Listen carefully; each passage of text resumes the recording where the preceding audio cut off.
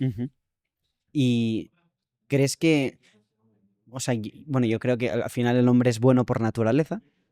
Entonces, ¿crees que hay algo de bueno en la ideología de género? Podemos encontrar, o sea, bueno, Mira, o sea, ¿qué es lo bueno de este movimiento o de esta, el, como todos los movimientos? No digo que, que sea malo o bueno, digo que debe tener algo bueno. yo creo que hay un problema fundamental con este movimiento. Tú acabas de decir que el hombre es bueno por naturaleza. Quien decía eso era Rousseau, Jean-Jacques Rousseau, donde él plantea, especialmente en un libro que se llama El Emilio, que básicamente todos los problemas que surgen en la vida de una persona no es por culpa personal, sino porque la sociedad lo condiciona a ser así. Te voy a dar un ejemplo muy claro que él da en Ujú. su libro. Él dice que si yo soy envidioso, la culpa no es mía por ser envidioso, sino que mi vecino tiene demasiado. Entonces la culpa es del vecino. Entonces es una ideología, es una manera de ver la realidad y la condición humana que te libera de todas las culpas y le echa la culpa al resto, a las estructuras sociales, a las situaciones, a las distintas circunstancias. Y básicamente, la ideología de género lo que está diciendo es que nosotros todos somos víctimas de construcciones sociales, de opresión, somos víctimas de un sistema. Y esa manera de ver la realidad es una manera bastante pervertida Ujú. de la realidad.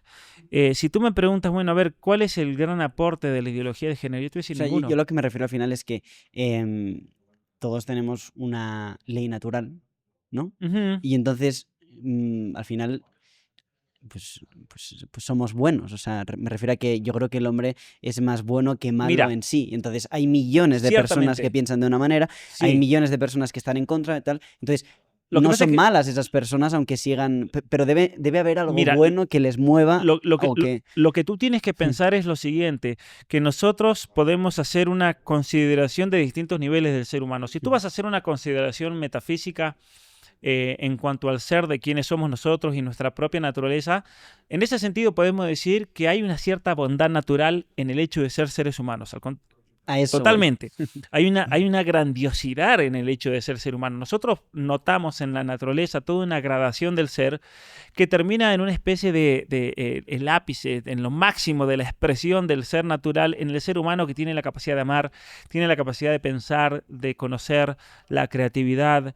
Es obviamente que en la tradición religiosa cristiana, judeo-cristiana occidental, se lo plantea como el hecho de haber sido creados a imagen y semejanza de Dios.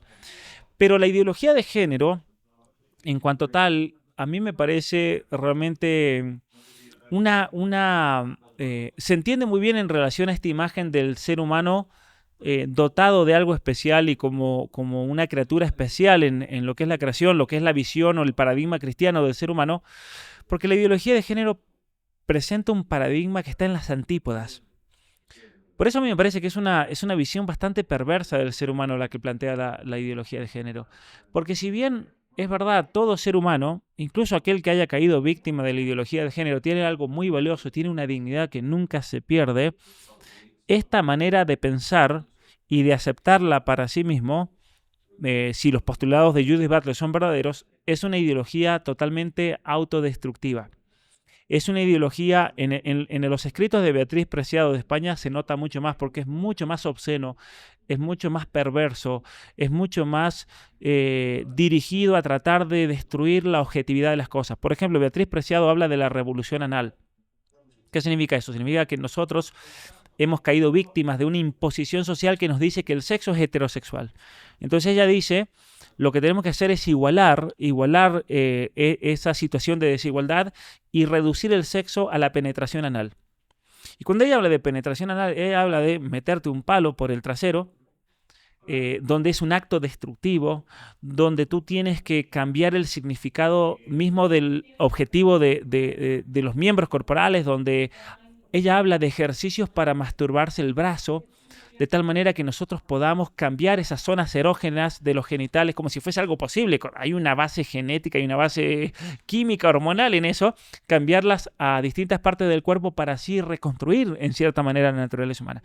Lo que tú lees a alguien como Beatriz Preciado, que a su vez es una persona que ha recibido toda la ovación, ¿no es cierto?, del mundo progresista en la Universidad de París, en la Universidad de Columbia en los Estados Unidos, invitada a grandes conferencias, Judith Battle, que viaja a dar conferencias en el Foro Económico Mundial y en las Naciones Unidas, con todo este nuevo paradigma del ser humano.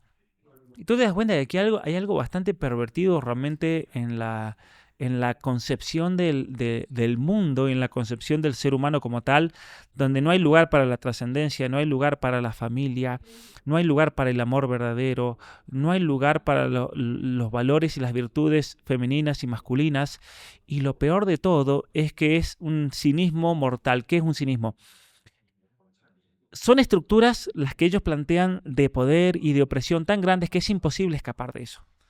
Entonces, una persona posmoderna a ti te va a decir, bueno, tú eres español, tú tienes toda una tradición hispana, bueno, tú estás condenado a ser siempre ese miserable con masculinidad tóxica,